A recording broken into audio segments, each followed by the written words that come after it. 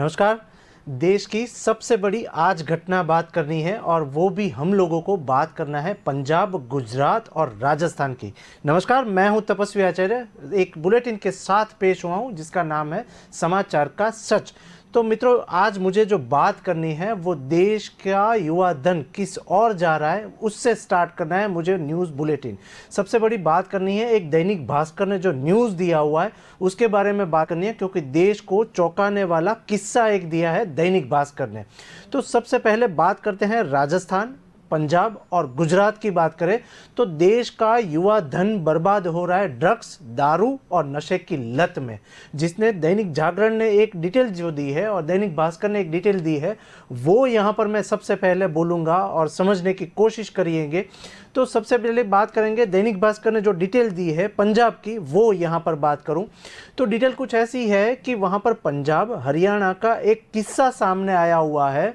उसमें सबसे ज़्यादा जो किस्सा जो सामने आया हुआ है वो लड़कियों का और ड्रग्स का मामला जो सामने आया हुआ है वो पंजाब में है और साथ ही साथ हरियाणा में है। लड़कियों में ड्रग्स की ऐसी लत लग गई कि शरीर बेचने को मजबूर हो गई लड़कियाँ, ऐसा उन लोगों ने हेडिंग दिया हुआ है। दैनिक भास्कर ने पोर्टल के ऊपर एक स्टोरी दी है जो देश को सबसे बड़ा चौंकाने वाली एक सबसे बड़ी न्यूज़ मानी जाती है। उसमें डिटेल कुछ ऐसी लिखी है दैनिक भास्कर ने कि लड़कियों में ड्रग्स की ऐसी लत की शरीर बेचने की नौबत आ गई। ऐसे में डिटेल कुछ ऐसी है कि जो भी रुपये मिलते हैं पहले ड्रग्स खरीदती हूँ उसके बाद खाना, ऐसी डिटेल सामने लिखी है। और जो हेडिंग दिया हुआ है वो ऐसा कुछ लिखा हुआ है दैनिक भास्कर ने कि जो भी रुपये मिलते हैं पहले मैं ड्रग्स खरीदती हूँ उसके बाद खाना। क्या है ये डिटेल, पंजाब हरियाणा की क्यों ऐसी स्टोरी वहाँ पर प्रसिद्ध हुई है और देश के क्यों चौंकाने वाला समाचार ये माना जाता है, वो हम लोग समझे। तो शाम गहराते ही सड़क किनारे खड़ी हो जाती हूँ मैं। अगर कोई बंदा लगातार मुझे देख रहा हो तो पास बुला लेती हूँ मैं। जाते हुए वो जो पैसा देता है उससे 2 दिन का ड्रग्स मुझे में मिल जाता है और कुछ पैसे बचते हैं तो उनसे मैं खाना खरीदती हूँ। ऐसी एक स्टोरी बोल रही है एक लड़की जो पंजाब की रहवासी है, हरियाणा की रहवासी है। लेकिन ये जो हम लोग बात कर रहे हैं दारू ड्रग्स, वो केवल सिर्फ और सिर्फ पंजाब या हरियाणा में नहीं, लेकिन गुजरात का भी ऐसा ही माहौल अभी देखने को मिल रहा है। डिटेल जो सामने लिखी है पंजाब केसरी ने वो यहाँ पर पढ़ूँ तो ऐसा लिखा हुआ है कि मैं तो फिर भी अपना शरीर बेचती हूँ। कितने लोग तो ऐसे हैं जो घर बार यहाँ तक कि बीवी के गहने तक, कपड़े भी बेच देते हैं। कल ही एक दोस्त मिला जो नई बीवी की एकदम नई जूतियाँ बेचने निकला था और 200 रुपये के लिए। दरअसल पंजाब में पुरुषों के बाद सबसे ज़्यादा जो बात आ रही है, इस कदर ड्रग्स की चपेट में लड़कियां आ गई है, तो उनका सामना जो है वो पूरा का पूरा डिटेल जो है वो पंजाब केसरी ने लिखा हुआ है। क्या लिखा हुआ है वो स्टोरी मैं यहाँ पर पढ़ रहा हूँ। डिटेल कुछ ऐसी सामने लिखी है कि इसके लिए वे अपने देह बेचने पर मजबूर हो गई है लड़कियां पंजाब और हरियाणा में। हाल में सोशल मीडिया पर इसको लेकर एक वीडियो भी वायरल हुआ है।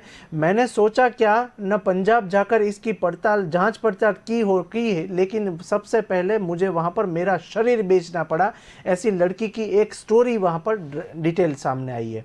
वहां पर डिटेल ऐसी लिखी है कि वहां पर रात के करीब 10 बजे का वक्त, मानसी चौक पर बाजार के अंधेरे में कौन मैं बैठी हूँ और नशेड़ी झूमते हुए बगल से निकल रहे हैं।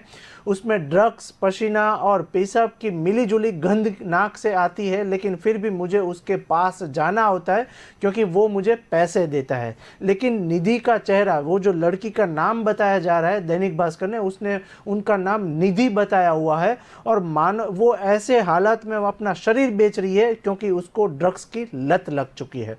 डिटेल कुछ ऐसी सामने आई है कि ड्राइंग रूम में बैठी हो, बीते 7 महीनों से ड्रग्स ले रही थी। तकरीबन 19 साल की ये लड़की अपनी कहानी ऐसे सुनाती है जैसे सब्जी मंडी के आलू भाव की बात कर रही हो।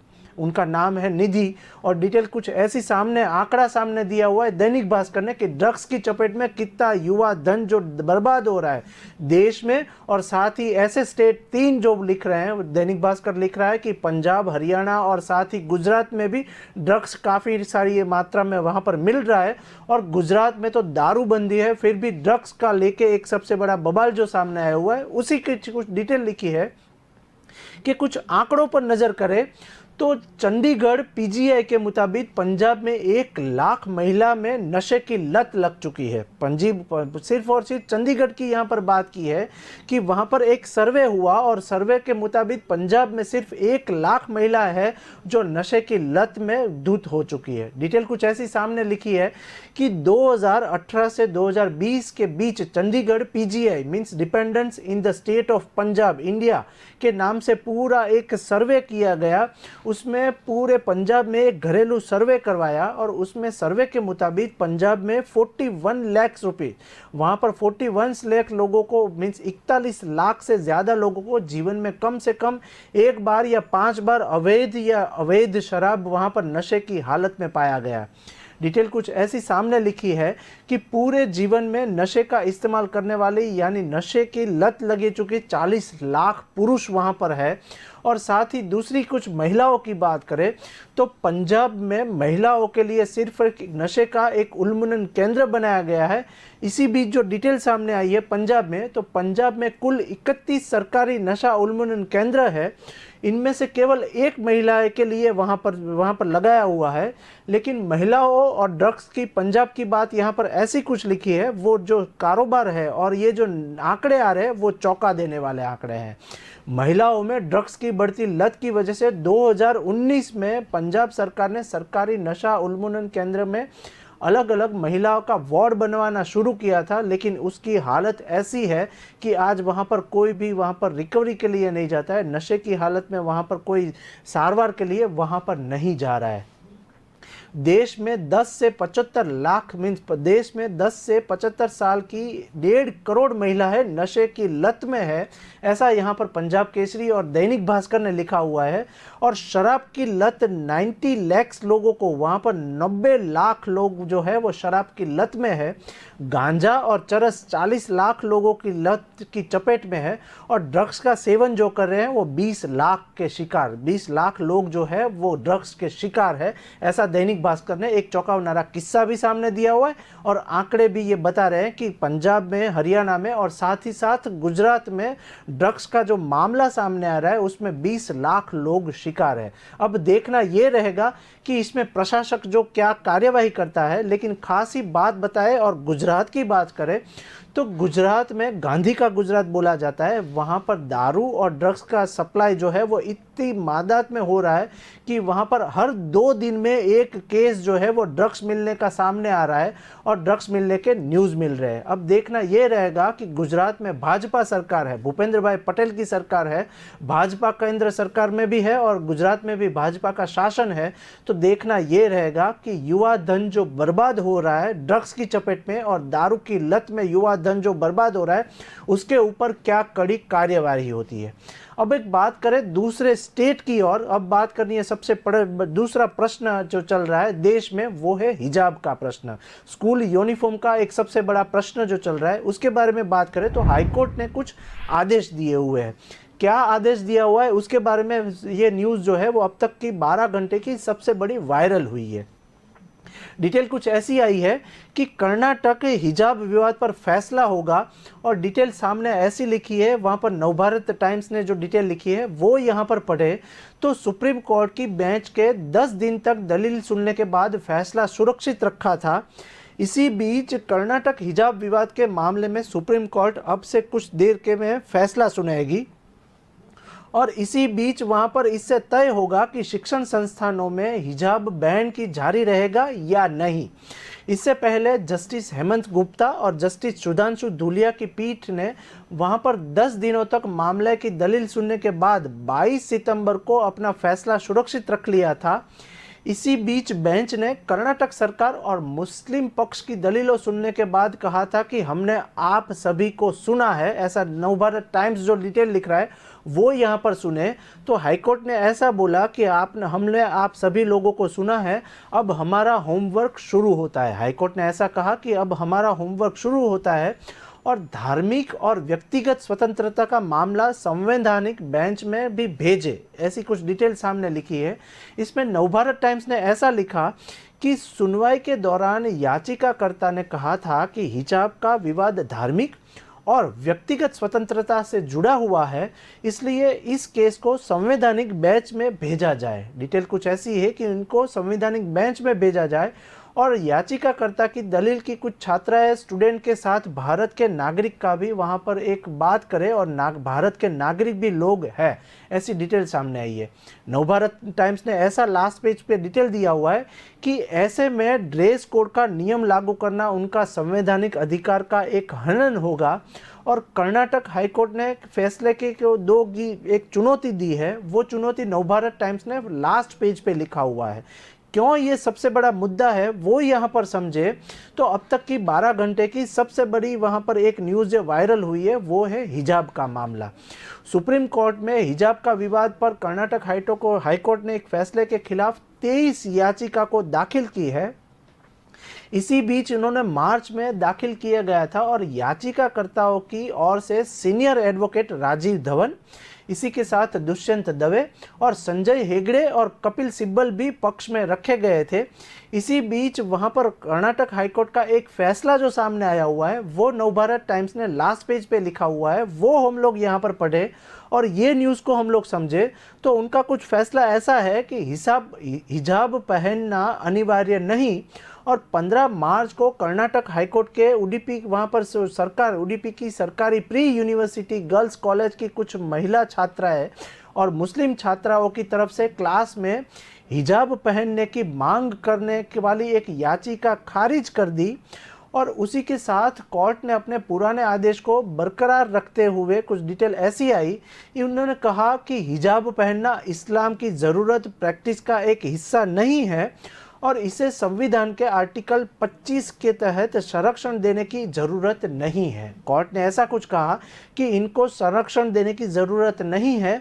इसी के साथ इसी फैसले को चुनौती देते हुए कुछ लड़कियों ने सुप्रीम कोर्ट में वहां पर याचिका दाखिल की थी जिस पर सुनवाई हो रही है। अब देखना ये रहेगा कि इसके ऊपर प्रशासक क्या कार्य कहेगा और दूसरे न्यूज़ चैनल की तरह हम भी ये न्यूज़ के ऊपर लगातार नज़र रखेंगे और आपको सतत समाचार देते रहेंगे। अब एक बात करें तीसरे स्टेट की और तीसरे न्यूज़ की तरफ हम लोग रुक करें तो अब चलते हैं हिमाचल प्रदेश। हिमाचल प्रदेश से भी एक सबसे बड़े न्यूज़ जो वायरल हुए हैं और इसी में डीएनए न्यूज़पेपर ने क्या लिखा हुआ है वो हम लोग यहाँ पर समझे तो इसमें देश को एक सबसे बड़ी एक चौथी वंदे भारत एक्सप्रेस ट्रेन मिली है। क्या है इसका मामला और क्यों ये न्यूज़ वायरल हुई है वो हम लोग समझे तो हिमाचल को और देश को मिली चौथी वंदे भारत एक्सप्रेस और पीएम नरेंद्र मोदी, प्रधान सेवक नरेंद्र मोदी ने वहां पर ऊना में दिखाई हरी झंडी और प्रधान सेवक नरेंद्र मोदी आज हिमाचल प्रदेश के दौरे पर है और उन्होंने ऊना जिले में देश की चौथी वंदे भारत एक्सप्रेस ट्रेन को हरी झंडी दिखाकर रवाना किया। क्यों वहां पर गए उसकी डिटेल समझे और डीएनए न्यूज़पेपर ने ये न्यूज़ को फ्रंट पेज के ऊपर लिया हुआ है। ये न्यूज़ को हम लोग समझे तो प्रधान सेवक नरेंद्र मोदी इसके अलावा यहाँ पर विकास की कई सारी परियोजना का एक उद्घाटन भी करने वाले हैं और कई मुद्दों के लिए वहाँ पर प्रशासक से मिलने भी वाले हैं। डिटेल कुछ ऐसी सामने आई है कि पीएम नरेंद्र मोदी इसके अलावा यहाँ की कई सारी परियोजना का एक उद्घाटन समारोह में भी शामिल हुए हैं। इसी बीच पीएम मोदी भारतीय सूचना प्रौद्योगिकी संस्थान की ऊना राष्ट्र को एक समर्पित किया और साथ ही जिले में बल्क ड्रग पार्क की आधारशिला भी वहां पर रखी गई। नरेंद्र मोदी ने चंबा में एक सार्वजनिक समारोह में 2 पन बिजली परियोजनाओं की आधारशिला रखी और उसी के साथ हिमाचल प्रदेश में प्रधानमंत्री ग्राम सड़क योजना के तीसरे चरण का शुभारंभ भी करवाया। डिटेल जो नवभारत टाइम्स ने और डीएनए न्यूज़पेपर ने लिखा हुआ है उसमें कुछ ऐसा लिखा कि पीएम मोदी ने ऊना के वहाँ पर इंदौर रेलवे स्टेशन के नई दिल्ली से आने वाली वंदे भारत एक्सप्रेस ट्रेन को हरी झंडी वहाँ पर दिखाई और इसी बीच पिछले महीने में मोदी ने गुजरात में भी तीसरी वंदे भारत एक्सप्रेस ट्रेन की शुरुआत की थी। यह ट्रेन गांधीनगर से मुंबई के बीच चलती है और नई वंदे भारत ट्रेन पहले की तुलना में एक उन्नत संस्करण है, ऐसा उन्होंने वहां पर समारंभ में बोला और बहुत हल्की है और कम अवधि में उच्च गति तक वहां पर पहुंचने में सक्षम है, ऐसा उन्होंने उद्बोधन में बोला।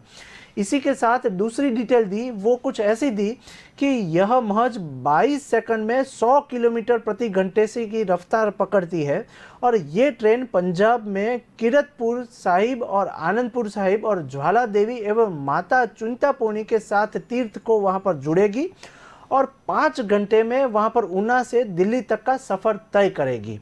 डिटेल जो ट्रेन की दी है इसमें महज 5 घंटे में ऊना से दिल्ली तक का सफ़र पूरा किया जा सकेगा।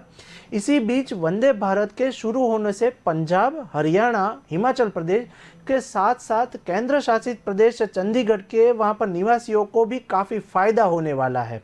वंदे भारत एक्सप्रेस सप्ताह में 6 दिन सुबह 5:30 बजे दिल्ली से रवाना होगी और 10:34 को वहाँ पर ऊना पहुँचेगी।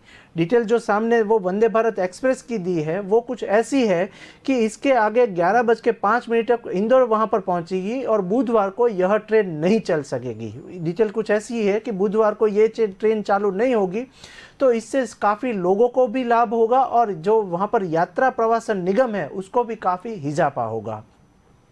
अब बात करनी है चौथे न्यूज़ की तरफ। चौथा एक स्टेट हम लोग देखें तो राजस्थान की एक सबसे बड़ी वहाँ पर सियासी मसला चल रहा है, वो हम लोग समझे तो राजस्थान कांग्रेस में अब विधायकों का एक आला कमान का गुट जो है उसकी एक डिटेल सामने आई है। क्या वहाँ पर राजस्थान में हल्ला हो रहा है वो हम लोग समझे तो इसी बीच गहलोत और पायलट की खेमे में वहाँ पर टूट पड़ी है और डिटेल कुछ कांग्रेस की ऐसी सामने आई है जिसमें राजस्थान पत्रिका ने ये न्यूज़ जो है वो लास्ट पेज पे ऊपर लिया हुआ है, क्योंकि ये सबसे अहम न्यूज़ मानी जाती है राजस्थान सरकार की।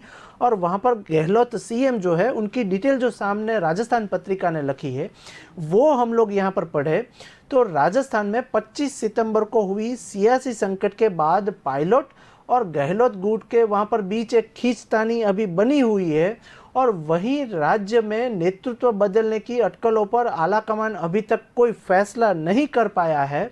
इसी बीच राजस्थान पत्रिका ने ऐसा लिखा हुआ है कि आलाकमान के किसी फैसले पर पहुंचने से पहले दोनों गुटों को विधायकों को सुनना चाहती है। तो इसी बीच आलाकमान ने अभी राजस्थान का सियासी मसला हल करने में कोई भी शामिल नहीं हुआ है, जिसके बीच सीएम अभी गहलोत जो है, गहलोत सीएम है राजस्थान के, वो अभी वहाँ पर राजस्थान की कमान संभाले हुए हैं। वहाँ पर जो राजस्थान पत्रिका ने डिटेल ऐसी लिखी है कि इसी कड़ी में सियासी घटनाक्रम के बाद आलाकमान की ओर से विधायकों की राय जानने के लिए एक इंटरनल फीडबैक लिया गया था।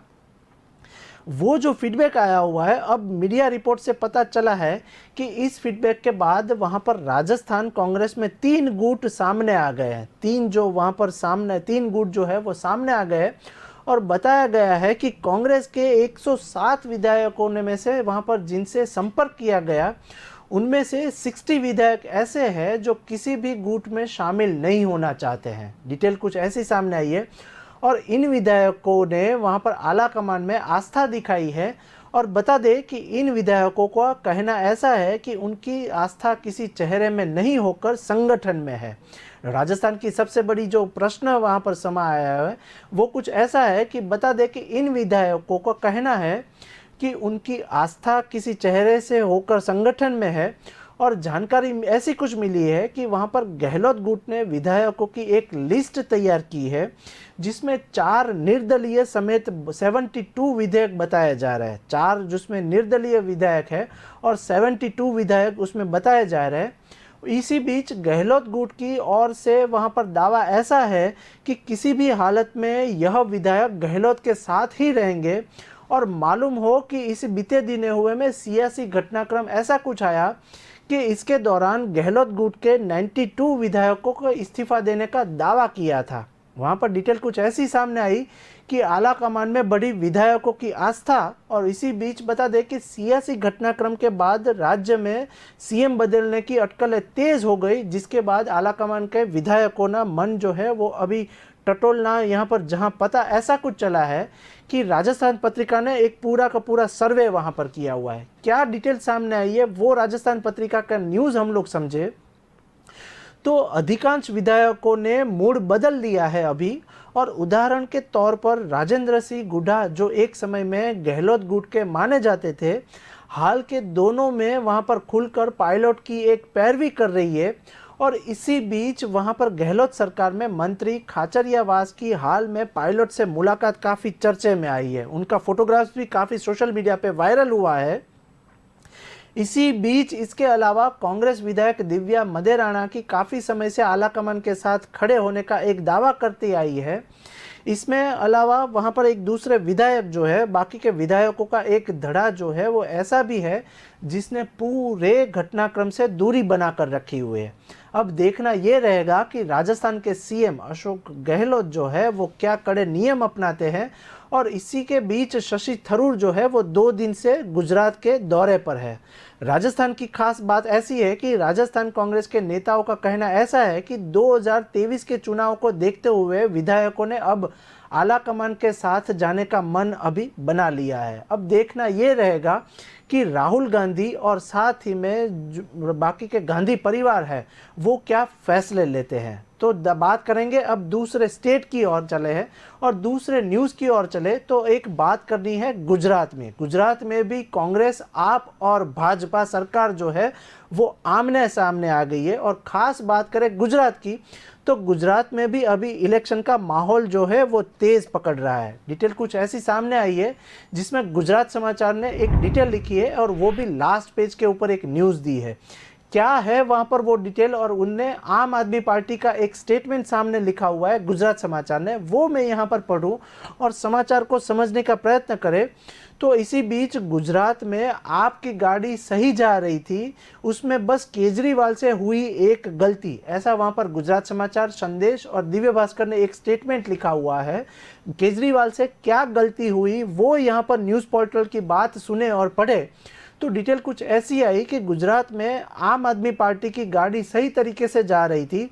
इसी बीच केजरीवाल से एक गलती हुई और गेम फिर से पीएम मोदी के हाथ में चली गई, ऐसा उन लोगों ने हेडिंग दिया हुआ है गुजरात न्यूज़ पोर्टल ने। और जो पीएम मोदी जो आए थे उसमें उसके हाथ में गुजरात की बागडोर जो है वो चली गई, ऐसा वो लिख रहे हैं। क्यों ऐसा लिखा हुआ है वो डिटेल यहाँ पर समझे। तो आम आदमी पार्टी के सर्वे सर्वा अरविंद केजरीवाल आईआईटी ग्रेजुएट है और उसी के साथ जब कोई विद्यार्थी देश का इसका सबसे बड़ा कठिन इम्तिहान में बैठने जाता है तो उसके माँ बाप और गुरु एक ही बात समझाते हैं कि बेटा जितना पढ़ लिया बहुत है, अपने आप पर भरोसा रखना कि और वहाँ पर जो बीटेक्स मत करना, कोई भी गलती मत करना और मिस्टेक वहाँ पर नहीं हो ऐसा ध्यान रखना और वहाँ पर नेगेटिव मार्केटिंग से बचना। लेकिन ऐसी यहाँ पर मिस्टेक जो है वो अरविंद केजरीवाल ने की है। वड़ा प्रधान नरेंद्र मोदी के नेतृत्व को ललकारने वाली वह गलती जो है वो कांग्रेस करती रही, अब केजरीवाल ने भी यही गलती दोहराई है। केजरीवाल की बात सुने तो केजरीवाल जिससे अब तक बचते रहे उसमें गुजरात विधानसभा चुनाव की तैयारी शुरू हुई है कि वहां पर नेगेटिव मार्केटिंग करने वाले सवाल पकड़ने लग गए हैं आम आदमी पार्टी। अब बात करें वहां पर संदेश की तो संदेश ने ऐसा कुछ लिखा है कि यह इम्तिहान अकेले ही सतर्कता और चपलता से नहीं जीता जा सकता, यहाँ पर टीम वर्क से काम होता है और यह टीम वर्क से जीता जा सकता है। वहाँ पर सचिन तेंदुलकर का रिकॉर्ड बना सकते हैं लेकिन कप्तान जो है वो धोनी ही रहते हैं। इस तरीके से वहाँ पर जोगिंदर सिंह की बात करें तो केजरीवाल खुद गलती वहाँ पर कर रहे हैं और लेकिन उनकी टीम से भेंट की है तो गलतियाँ अब गुजरात में आम आदमी पार्टी के नेता कर रहे हैं और वो इसका जो सबसे बड़ा फ़ायदा होगा वो बीजेपी को होगा, ऐसा वहाँ पर न्यूज़पेपर ने लिखा।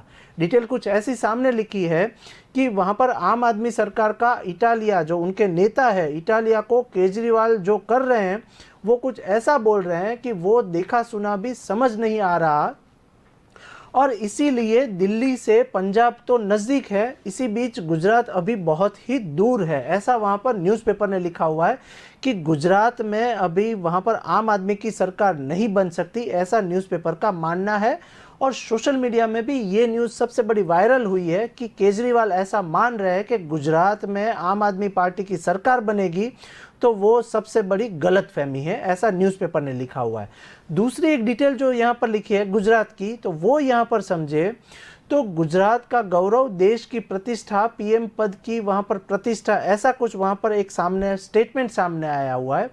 इसी के बीच यहाँ पर धारणा ना कहीं ऐसी है कि दिल के अंदर यह बैठ हुई है कि मोदी देश के लिए कुछ करना चाहते हैं और अपने आप को और परिवार को वहाँ पर सेफ रखना चाहते हैं, और देश का वो मोदी जो है वो सुन रहे हैं।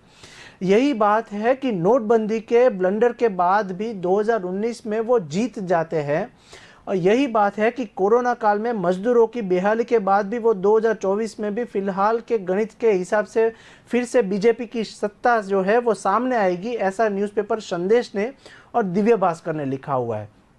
इसी के बीच परिवारवाद की बात लिखी है, जो संदेश ने लिखा हुआ है वो स्टेटमेंट यहाँ पर हम लोग समझे तो संदेश ने कुछ ऐसा लिखा हुआ है कि परिवारवाद के खिलाफ मोदी उठाते हैं आवाज़, और किसी के पास नहीं होता वो जवाब जो है वो मोदी देते हैं, और मोदी लाखों करोड़ों को वहाँ पर एक आइडियल मानते हैं। लाखों करोड़ों लोग जो है वो नरेंद्र मोदी को आइडियल मानते हैं, और उनकी पार्टी के पास एक मॉडल है। वहाँ पर कुछ ऐसा लिखा हुआ है कि मोदी की पार्टी के पास एक मॉडल है। एक केजरीवाल की बात आप छोड़ देते तो बाकी की पार्टियों से पूछो तो मोदी मॉडल नहीं तो क्या मॉडल है उनके पास, ऐसा क्वेश्चन मार्क भी विविध सोशल मीडिया पे वायरल हुआ है। अब देखना ये रहेगा कि गुजरात में अभी किसकी पार्टी बनती है और आला कमान की सरकार जो है वो किसकी रहती है। गुजरात में अभी भूपेंद्र भाई पटेल की सरकार है, वहाँ पर बीजेपी का शासन है, लेकिन आने वाले चुनाव में किसकी सरकार बनेगी इसके ऊपर हम लोग लगातार नज़र रखेंगे और आपको भी पल पल की खबर देते रहेंगे। इसी बीच एक महाराष्ट्र की बात करनी है, नए न्यूज़ की तरफ जाए और महाराष्ट्र स्टेट में अभी क्या सियासी मसला चल रहा है और कहां पर कौन सी पार्टी क्या कर रही है वो हम लोग समझे। तो वहां पर डीएनए न्यूज़पेपर ने एक न्यूज़ दिया हुआ है जिसमें की डिटेल भी चौंकाने वाली है। उन्होंने एक स्टेटमेंट दिया हुआ है कि 8 महीने में 1875 की मौत हुई है वहां पर महाराष्ट्र में। किस तरीके से मौत हुई है वो डिटेल जो है वो डीएनए न्यूज़पेपर ने लिखा हुआ है, वो यहाँ पर समझे। तो महाराष्ट्र की अब तक की 12 घंटे की ये सबसे बड़ी न्यूज़ मानी जाती है। तो डिटेल कुछ डीएनए ने ऐसी लिखी है कि महाराष्ट्र में बढ़ता किसानों की आत्महत्या का एक ग्राफ हुआ है, और वो क्यों कारण से किसानों ने आत्महत्या की है वो यहाँ पर लिखा हुआ है डीएनए न्यूज़पेपर ने। इसी के बीच फार्मर सुसाइड ऐसा उन लोगों ने हेडिंग दिया हुआ है डीएनए न्यूज़पेपर ने, जिसमें राज्य को राहत और पुनर्वास विभाग का एक डेटा बताता है कि 8 महीने के दौरान 1875 किसानों ने आत्महत्या की है। आपको बता दें कि महाराष्ट्र में भी अभी भाजपा का शासन चल रहा है, एकनाथ शिंदे उनके सीएम है, तो महाराष्ट्र में भी कई सारे किसानों की मौत हुई है, जिसमें डीएनए न्यूज़पेपर ने एक आंकड़ा दिया हुआ है कि 8 महीने के दौरान 1875 किसानों ने आत्महत्या की है, जबकि 2021 में इस दौरान कर्ज में दबे 1605 किसानों ने वहां पर सुसाइड किया हुआ है। जो बात कर रहे हैं हम लोग महाराष्ट्र की कर रहे हैं, और महाराष्ट्र में डीएनए न्यूज़पेपर ने ऐसा लिखा हुआ है कि महाराष्ट्र में किसानों की आत्महत्या सबसे ज़्यादा हुई है। अब देखना ये रहेगा कि महाराष्ट्र में क्यों किसान आत्महत्या कर रहे हैं और इसके ऊपर वहाँ पर भाजपा सरकार जो है वो क्या नीति की वहाँ पर डिटेल सामने लाते हैं। इसी के बीच हम लोग ने ये दिया समाचार का सच, जो देश में सबसे बड़ी घटना होती है, देश में सबसे बड़े न्यूज़ होते हैं, वो यहाँ पर हम लोग आकलन करके आपको दिखाते हैं समाचार का सच। नमस्कार।